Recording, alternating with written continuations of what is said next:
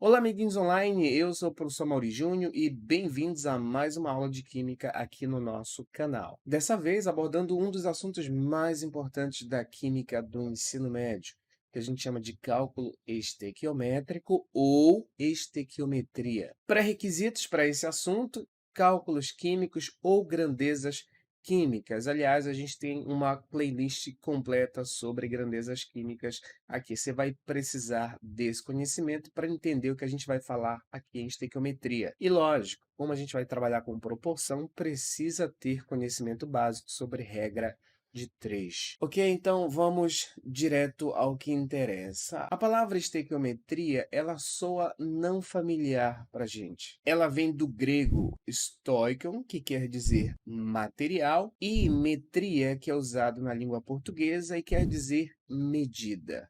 Então, no cálculo estequiométrico, a gente estuda as medidas das quantidades de materiais em processos químicos. Ou, se você quiser uma definição mais elegante, está aqui, ó.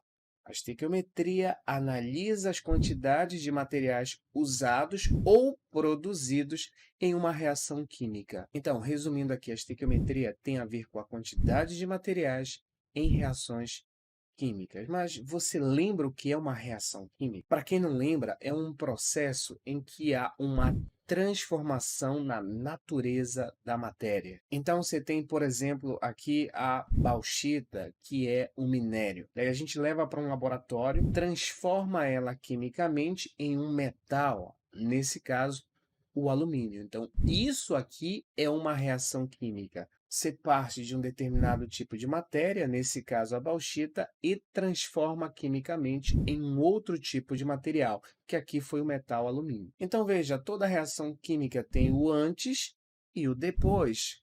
O antes da transformação é a matéria-prima que você tem disponível, é o ingrediente que você vai transformar, que a gente chama na química de reagente. A seta indica uma transformação e tudo que tem depois da seta é o resultado da transformação, que a gente chama de produto. Ou seja, numa reação química você tem um reagente que se converte em produto. Então, voltando aqui para a definição, a gente pode dizer que a estequiometria analisa as quantidades de reagentes ou produtos em uma reação química. Ok? Bem, essa representação visual que você está vendo aqui não é comum para uma reação química. Normalmente, a gente representa uma reação química usando o que a gente chama de equação química. Tá, agora vamos devagar porque você precisa entender como é que faz a leitura de uma equação química. Antes de mais nada, não esqueça, uma equação química representa uma reação química. Então aqui também a gente tem o antes, a setinha que indica a transformação, e o depois. O que tem antes da seta são os ingredientes, que a gente chama de reagentes, e o que tem depois é o resultado da transformação, que a gente chama de produto. Então, quem são os reagentes dessa equação química? O gás nitrogênio e o gás hidrogênio. Quem é o produto da reação? O gás amônia, que é o que está aqui do lado direito da seta. Ah, eu preciso saber o nome das substâncias olhando para a fórmula? Não, você não precisa, mas com o passar do tempo você vai acabar se familiarizando com vários nomes. Por exemplo, você sabe que H2O é água porque você já viu várias vezes. CO2 é gás carbônico, NH3 é amônia, mas decorar você não precisa. Mas você tem que saber que o que tem antes é reagente, o que tem depois é produto. Aqui do lado das fórmulas tem entre parênteses esse Gzinho aqui. Ele representa o estado físico da substância. Então, nesse caso, o nitrogênio é gasoso, o hidrogênio é gasoso também e a amônia também é um gás. Se fosse um sólido, seria S, se fosse um líquido, seria um L, fosse aquoso, seria AQ e assim por diante. E, claro, não podemos esquecer aqui em vermelho esses números que aparecem na frente da fórmula. Eles são chamados coeficientes estequiométricos e eles são a parte mais importante para a leitura matemática da reação química. Isso porque esses números que estão aqui na frente, eles indicam a proporção da reação química, ou seja, ele te dá as quantidades que vão se relacionar em cada transformação. Para você entender mais rápido, eu gosto de olhar para uma equação química como se fosse uma receita que a gente faz em casa. Perceba, está aqui os ingredientes, antes da seta, depois da seta, é o resultado da receita. E os coeficientes estequiométricos indicam as quantidades de materiais que você vai precisar para fazer a receita. Então aqui eu tenho uma porção de nitrogênio, que eu misturo com 3 porções de hidrogênio, e daí eu produzo 2 porções de amônia. É isso, o coeficiente estequiométrico ele mostra a proporção. Só que essa proporção ela é lida na equação em termos de quantidade de matéria. Ou seja, se você tivesse uma receita aqui, esses números seriam a quantidade em mols que você está trabalhando. Vamos ver como é que isso fica na prática. Eu estou dizendo que nessa equação química eu preciso misturar 1 mol do gás nitrogênio com 3 mols do gás hidrogênio. Essa proporção da mistura vai ter como resultado 2 mols sendo produzidos de amônia. Ou seja, essa receita me ensina como é que eu vou fazer para obter 2 mols do gás amônia. Basta misturar 1 mol de N2 com 3 mols de H2. Agora vejam como a receita é importante para um químico. Vamos supor que ao invés de 2 mols, eu quisesse produzir 4 mols de amônia. Em outras palavras, qual é a quantidade de matéria dos reagentes, a quantidade em mols, que eu vou precisar para produzir 4 mols de amônia? Ora, a receita está me dizendo como é que produz 2 mols. Como é que fica? Eu tenho que pegar 1 mol de N2, misturar com 3 mols de H2 para produzir 2 mols de amônia. Ora, então para produzir 4 mols de amônia, que é o problema aqui, eu vou precisar de quanto de reagente? Muito fácil. Veja, eu quero produzir o dobro do produto. Então, vou precisar dobrar as quantidades de reagente. Ao invés de 3 mols de H2, eu vou precisar de 6 mols, que é o dobro.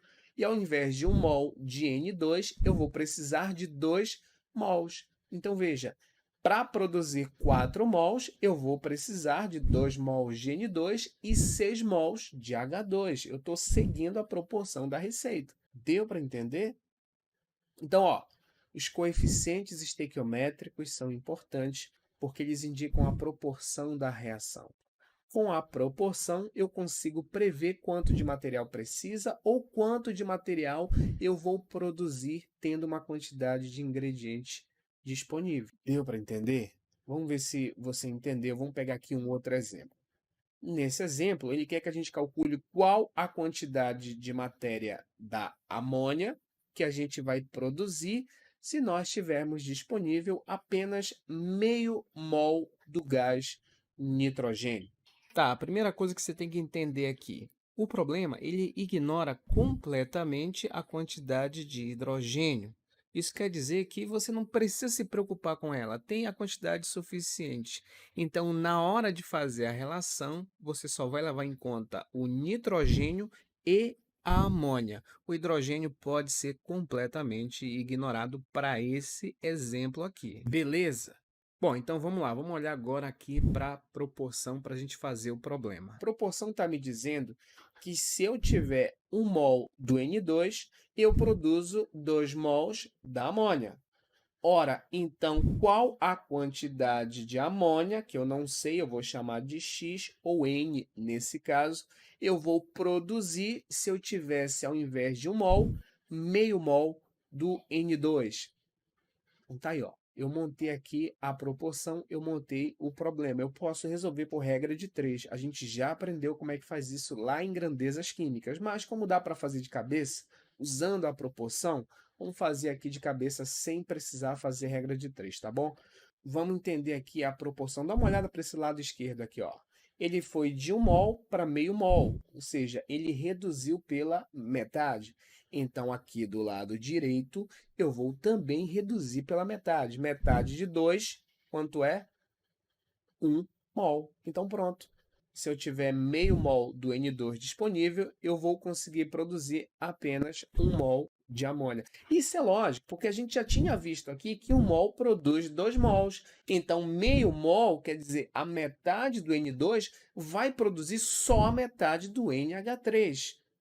Deu para entender? Para algumas pessoas é um pouco complicada fazer essa relação matemática, mas a gente vai fazer outros exemplos aqui até você conseguir pegar o raciocínio, tá bom? Vamos para um próximo exemplo, considerando a mesma equação. Vamos supor que agora o problema pedisse para a gente calcular qual a quantidade de matéria de amônia que é produzida se a gente usar 9 mols de gás hidrogênio.